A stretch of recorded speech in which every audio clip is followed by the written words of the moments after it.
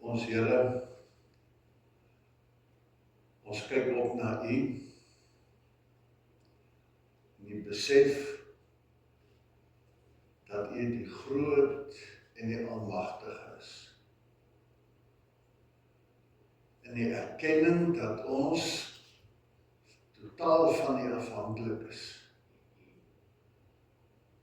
En die wonderlike vertroosting en sekerheid dat U ons baie lief het en dat U Uself aan ons verbind en dat U trou bly aan U verbintenis. Daarom is ons hier as U verbondsvolk om te kom hoor, om vertroos te word en bemoedig te word. Want die pad wat ons moet loop is soms lank en donker en onseker. Maar omdat U daar is, kom ons ook vanmôre om voor U te buig in verwagting dat U ook hieroor vir ons se woord het. Praat dan nou met ons Here en skryf deur die Gees U bemoedigingswoorde op ons harte dat ons daarin kan lewe. Ons bid dit in Jesus se naam. Amen. Geliefdes, genade vir julle en vrede van God ons Vader en van Jesus Christus ons Here. Ek wil vanmôre saam met julle lees die verhaal van Jakob wat Esau se belofte gesteel het, sy seun, en hoe die Here hom toe daar op pad na Haran toe terwyl hy vlug, hom daar ontmoet het en die vertroosting wat ons bid uit hierdie ontdekking van Jakob en die bevestiging ook vir ons, dat hoe donker het ook al mag wees dat God nooit ver is. So kom ons lees hier so 'n klompie versies net hier uit hoofstuk 27 eers die aanloop. Nou, julle sal nou almal onthou hoe hy nou Esau was die man van die veld wat altyd vir sy pa hierdie wilsgereggie voorberei het en sy pa stuur hom toe uit. Sê is tyd dat hy hom sal seën. Want daar het altyd tyd gekom dat die pa, die oudste seun, sy erfenis toeken en vir hom 'n seën oor hom uitspreek. En Isak wou dit gehad het. Jakob.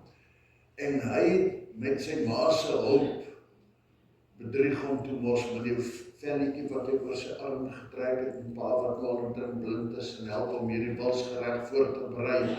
En so kom dit toe uiteindelik dat hy geseën word. En Jakob is pas klaar geseën daaruit, toe kom Esau terug. En hy kom sê vir sy pa, kom sit, dat ek vir pa hierdie gereg kan voorsit, dat pa my kan seën. En hierdie skokkend hiervandaan lees ons gesê, maar Isak sê vir hom, jou broer het my kom bedrieg, en toe het hy jou seun gevat. En Esau het geantwoord, hy word tereg Jakob genoem. Hy het my nou al 2 keer bedrieg. Hy het my reg as eersgeborene gevat, en nou het hy my seun gevat. Esau het vir Jakob gehaat met die seun wat sy pa aan hom gegee het. Dis nou eers so 'n stukkie wat hy toe sy pa, kan jy my seun ook, toe sê hy vir hom, my seun het ek gesê, nou hoor ons hierdie Esau in sy hart. Hy het vir Jakob gehaat oor die seun wat sy pa aan hom gegee het. En Esau het by homself gesê, my pa se dood is nie meer ver nie. Dan maak ek my broer Jakob dood. Daar is van Rebekka vertel wat haar oudste seun gesê het. Sy, nou Jakob was nou haar troetelseentjie en sy is die een wat gehelp het met hierdie bedrog. Toe sy haar jongste seun Jakob laat roep en vir hom gesê, pas op, jou broer Esau is op wraak uit. Hy wil jou vermoor. Luister my seun, vlug Haran toe na my broer Laban toe en bly 'n ruk by hom tot jou broer se woede oor is. Nou hier by hoofstuk 28 lees ons dan Jakob is van Berseba af weg na Haran toe. Teen sononder het hy by 'n plek gekom waar hy kon oornag. Hy het daar 'n klip vir 'n kopkussen gebruik en gaan lê en slaap. En hy het gedroom. 'n leer staan op die aarde en die punt van die leer raak aan die hemel. En die engele van God klim op en af met die leer. Toe kom staan die Here by Jakob en hy sê, ek is die Here, die God van jou voorvader Abraham en die God van Isak. Ek sal die grond waarop jy lê vir jou en jou nageslag gee. Hulle sal so baie wees soos die stof van die aarde. En jy sal jou gebied na alle kante toe uitbrei en in jou en jou nageslag sal al die volke van die aarde geseën wees. So ons hoor die herhaling van die belofte wat God met die verbondsluiting aan Abraham gemaak het. Jou nageslag, so baie soos die stof van die aarde. En dan sê hy, ek is by jou, en ek sal jou beskerm waar jy ook al gaan. Ek sal jou na hierdie land toe terugbring. So jy is op vlug, maar hierdie is nou uit Kanaan op vlug, maar jy sal terugkom hier na Kanaan. Ek sal na hierdie land toe terugbring, ek sal jou nie in die steek laat nie, ek sal doen wat ek jou beloof het. Jakob het wakker geskrik en gesê, die Here is op hierdie plek en ek het dit nie besef nie.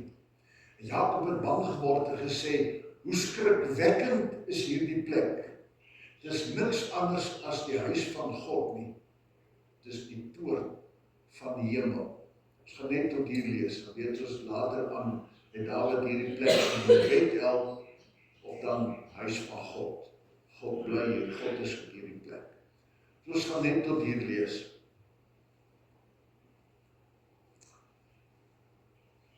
Jakob se situasie is een waarin hy homself ingetrek het. Hy het sy broer Esau bedrieg en sy pa se seun gesteel. En skielik is hierdie ou wat so gedroom het oor al hierdie dinge wat na hom toe gaan kom. Dat hy die seun sal hê en die seun van die verbond en alles wat hiermee saamgaan. En as die eerste erfgenaam dan, omdat die seun dit alles met hom toesê. En skielik is hierdie opgewondenheid en hierdie grootsheid van die moment weg agteruit gedruk, weggedruk van. Nou is hy vlugteling. Hy is diep in die moeilikheid. Hy is bang, hy is bevrees, en hy vlug vir sy lewe. Moeg, skuldig, donker plek in sy lewe. En 'n mens so, as hy nou sê, sy kop op die klip dan, so al asof hierdie woorde wil sê, dis die realiteit. Dis hard. Jou kop lê op die klip. Jy het moeilikheid as jy.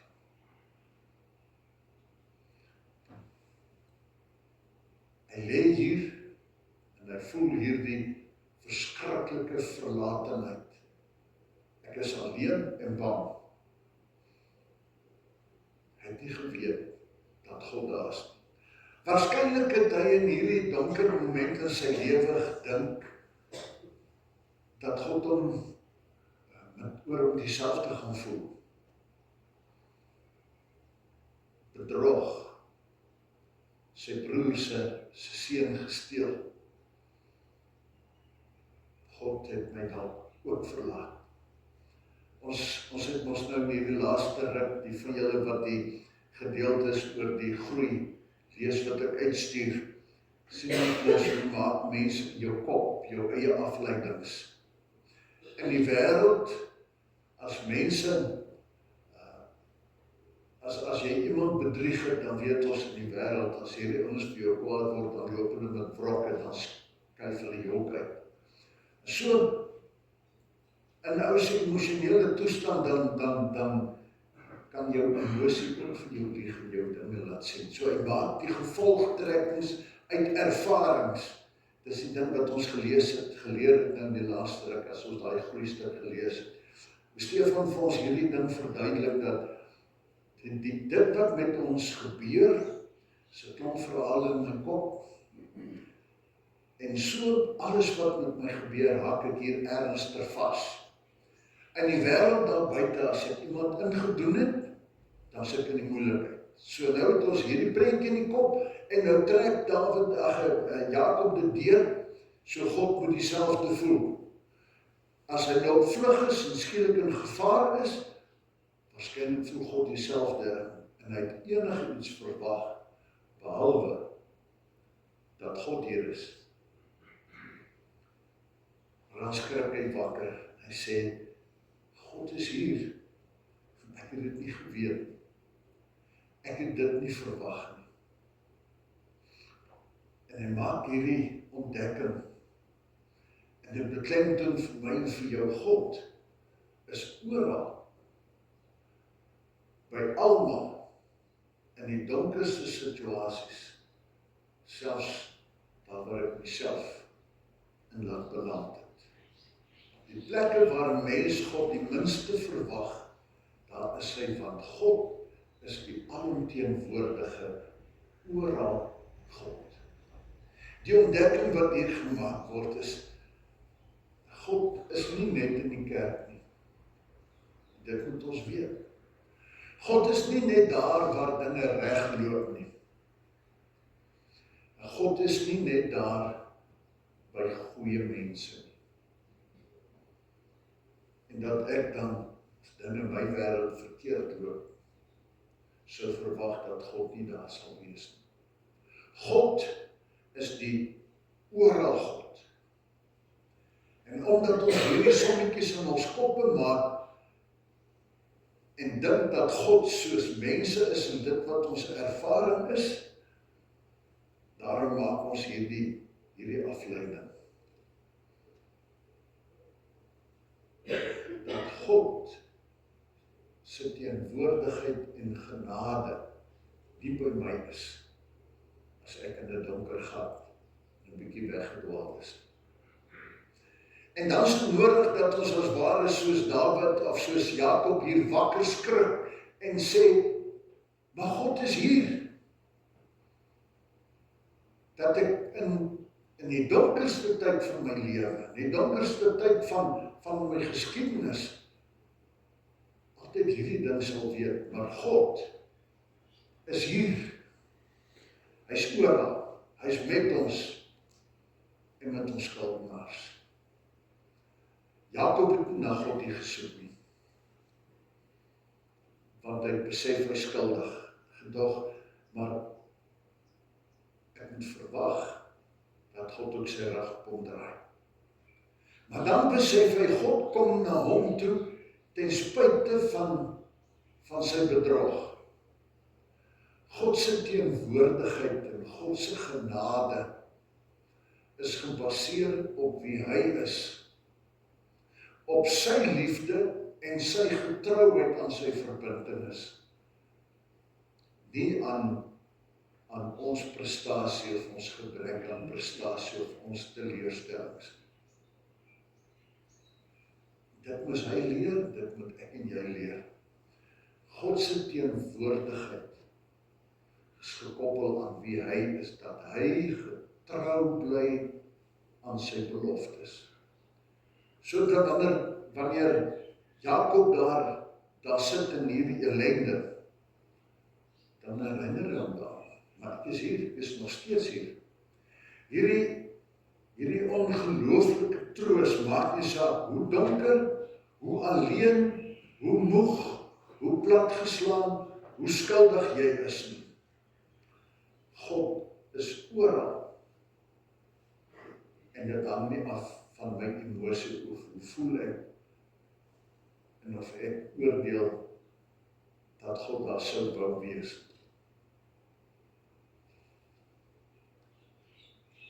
Hierdie klipkussing verteenwoordig die hardheid van die realiteit. Daar in die robbe, in die eensame, ver van die huis af, die stikkende. En dan ontdek daar, dat sak God die leer tussen die hemel en die aarde. Daar sak die leer, en hy sien hoe die engele tussen die hemel en die aarde op en af beweeg. So God kom hier in die oomblikke waar hierdie man met sy bedrog ver van God af voel. En deur sy optrede homself as ware van God weggetrek het. Daar kom hy. En hy kom tot by hom en hy kom praat met hom. Maar ons het hierdie troos saam met hom. God verlaat ons nie in ons foute en ons swaar kry nie. Hy draai nie sy muur sy rug op ons wanneer ons dwaal en wanneer ons verkeerd doen. Hy is die alomteenwoordige wat oral by die mense is wat stikkend is. Hy wag nie tot ek omgedraai het en myself uitgesorteer en dan kom hy terug. Hy wag ook nie totdat ek nou eers 'n beter mens geword het en my foute geleer het nie. Maar het hom nog nooit onttrek nie.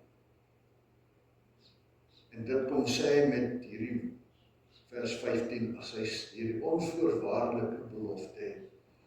Ek is by jou, waar jy ook al gaan.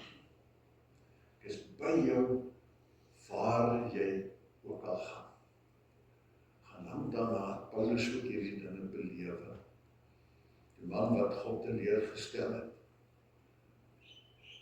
En hierdie totale omkeer as God by hom is. En God vir hom hierdie versekering gee. Om sy lewe draai en hy weet, God was by hom vir die res van sy lewe. In die eensaamste plek van my lewe ontdek Jakob,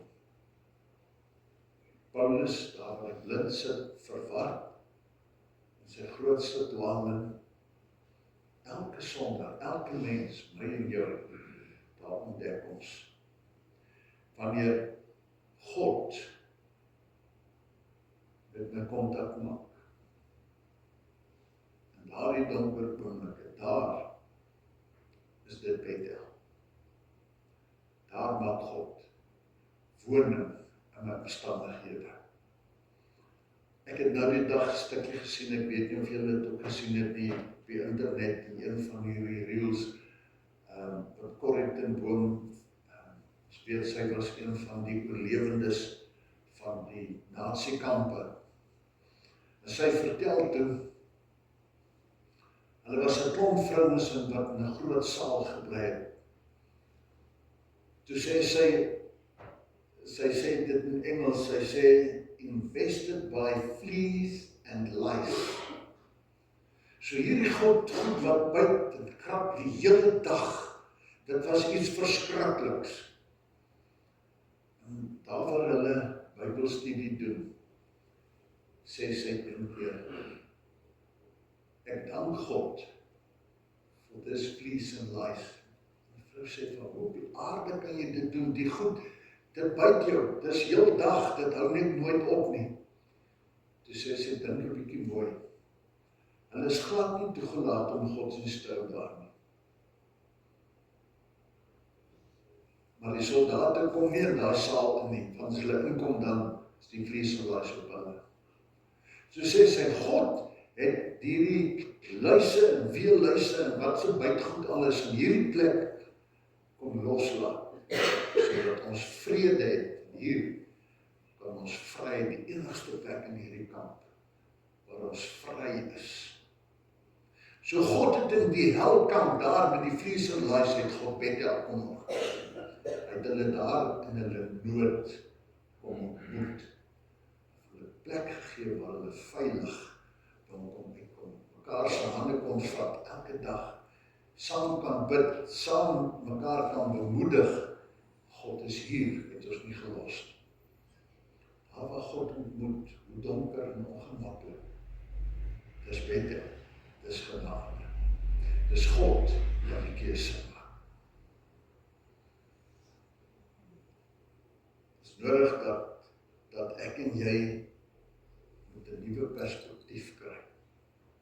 En hierdie stuk wat ek uitstuur sê van gedurig, ons moet ons kop leer om anders te dink, ons moet nuwe gedagtes kry.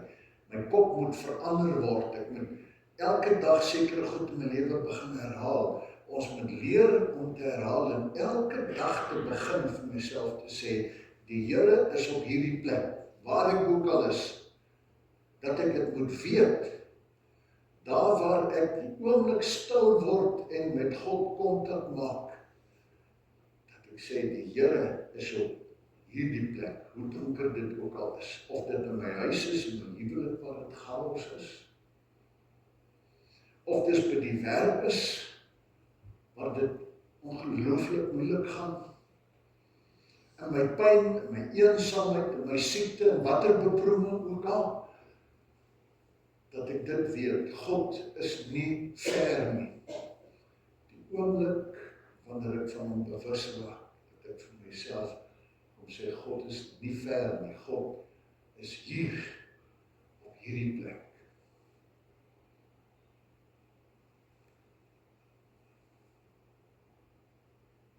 Hierdie hele manier wat Stefan hierdie ding aanbied, wil hy as ware sê, dit is tyd dat ons koppe moet reset.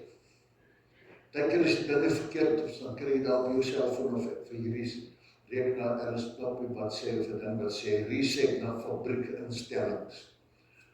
So, ek het 'n klomp veranderings gemaak en die dinge raak chaos, en sê reset. Plaas terug na die stellings voor die chaos gekom het. En is nodig dat ons moet weet, ons moet ons koppe, God toelaat om ons koppe te reset, en as ware moet ons voor te begin. Terug na die begin. Daar, Jakob, jy het ver gedwaal. Jy is in die lyn van die verbond wat ek gemaak het met jou pa of jou oupa Abraham, met jou pa Isak. Jy het die pad byster geraak in hierdie dinge wat jy nou hier gedoen het. Maar ons reset al hierdie goed. Ek sê vir jou, ek is hier en jou kop moet hier reggemaak word. En ek sê vir jou, ek is by jou. God wil vir ons sê, ek was daar, van die begin af, wat ek na mense toe gekom het en gesê, ek maak 'n verbintenis met julle as mens. Hy is vandag nog hier, waar hy vir my en jou sê, hier in die kerk, dis Bethel, daar waarever jy heen gaan, waar jy jou bevind, elke oomblik, dis Bethel. En hy sê vir ons, wat die toekoms ook al inhou, daar sal ek jou ontmoet. As jy my jou hart daardie oomblik oopmaak en aan my kant toe draai. As ons bekommerd is oor die toekoms, dan wil hierdie gedeelte vir ons opnuut sê, maar God is reeds daar. God is reeds daar. As hy Jakob die troos dan sê, ek gaan met jou wees, daar waar jy heen gaan in Haran, daar sal ek na jou kyk, maar ek gaan jou weer terugbring. Ek hou by my belofte van die beloofde land. Dis julle grond. Dis die plek vir Israel. Dis asof dit ons alles terugbring as ons Deuteronomium 31 vers 8 lees. Toe Josua daar by die rivier is en vir sê, dis nou tyd dat ons oorgaan in die beloofde land. Toe sê hy, die Here, sê die Here vir Josua, sê die Here sal voor jou uitgaan. Hy sal by jou wees. Hy sal jou nie in die steek laat nie. Hy sal jou nie alleen laat nie. Moenie bang wees nie. Moenie skrik nie. Die onsekerheid, die nuwe land, die opstandigheid van die mense, die chaos rondom.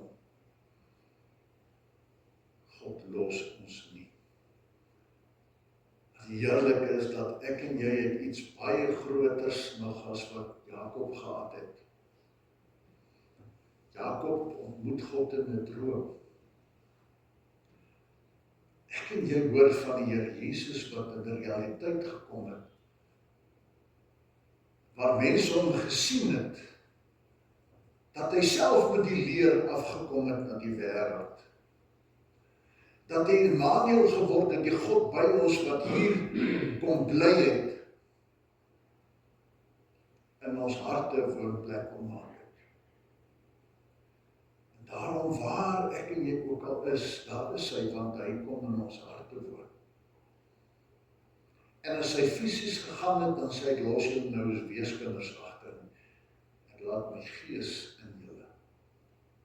My gees wat by jou sal wees, en jou sal wees, wat jou sal herinner aan alles wat ek vir jou gesê het, wat julle sal herinner aan my liefde, aan die feit dat julle nooit alleen is nie, wat saam met julle sal wees, die belofte van die toekoms. Niemand sal julle uit my hande druk nie. Ek gaan om vir julle plek gereed te maak, en eenmaal kom ek terug om julle te kom haal. As dit nie so was, sou ek dit nie vir julle gesê het nie. Die God wat was, is nou hier by ons. Deur sy woord, deur sy gees. Die vryheid kom waarborg, en hy gaan maak die plek gereed. Die toekoms. Tussen, sê hy, laat ek my gees by julle. Is sy beloftes vir ons dieselfde as die beloftes wat hy vir Paulus gemaak het, sy vir jou genoeg genade gee. Die beloftes wat iemand soos Corrie ten Boom beleef het. God het sê, ek sal by julle wees, en hy was daar. Voorsien, is dit nou hierdie buitgoed wat so oral onder die knag, maar so dat julle 'n huis van God het, waar julle kom bid. So voorsien God elke dag, en sê hy vir my en vir jou. Ek is oral. Daar waar jy is, kyk op. Daar sal die leer. Daar waar ek en jy die hand uitsteek, daar waar ons hom herken, daar waar ons vir hom sê, hier sê, daar waar ek vir hom sê, gebruik my. Daar waar ek gehoorsaam is en doen wat hy wil hê ek moet doen, daar is God se leer. En teenwoordig by ons. Hy los ons nooit. As ek alleen en eensaam voel, dan is dit iets wat in my kop gebeur. Dis nie die waarheid nie. Want God los ons nie. Sê niemand sal julle uit my hand ruk nie. Niemand sal ooit weer tussen julle en my kom nie. So kom ons glo hierdie God. Ons sê vir hom, Here, saam met hierdie studie, saam met hierdie goed wat ons gereeld lees, hierdie groei, kom asseblief en kom reset al hierdie dinge, dat ek weet, dat ek glo wat U vir my sê. U het my gemaak, U los my nie, U sal by my wees. En ek moet voluit leef in hierdie ou gedagtes, moedelose gedagtes en vreesgedagtes, ek moet hulle versvang, deur gereeld vir myself hierdie woorde oor om te sê, God is liefde, God het my lief, God het my vrygekoop, God bewaar my erfenis, God bewaar my op pad na die erfenis, en God is in die donkerste donker, daar waar my kop op 'n klip mag lê, daar is hy. En ek kan net opkyk na hom en weet, daar waar ek is, daar raak die leer van God my wêreld. Glo dit. Dis wat God vir ons sê, dis wie hy is. Amen. Hemelse Vader, baie dankie vir die wonderlike vertroosting van die ewige trou. En dat ons hier opnuut ontdek, sê Jakob, dat U ons nie weggooi, omdat ons uit die lyn geval het, wat U vir 'n gedagte gehad het nie. Help ons om te ontdek, oral waar ons is, God is hier, en ek het dit nie geweet nie, God is hier, ek het dit nie verwag nie. God is hier, want God is oral. Wees asseblief elke dag in my hart, in my kop, in my hele wese. Help my om dit raak te sien, te ervaar, daardeur om te skep. Help my om elke môre as ware te reset. En deur die dag as ek die geleentheid het om net weer 'n slag in die reset, en vanaand, Here, sodat ek kan vol word van U. Vol van die gedagtes, vol van die liefde, vol van die mooi, vol van die vertroosting, vol van die wete, uiteindelik vol van die krag. Dankie vir die beloftes. Dankie vir die herinnering ook deur hierdie woorde. Dankie Here dat ek dit ook myne kan maak. Omdat U liefde en die genade en U teenwoordigheid nie van my afhang nie. Omdat dit alles gekoppel is aan U, die genadige, barmhartige en getroue verbond.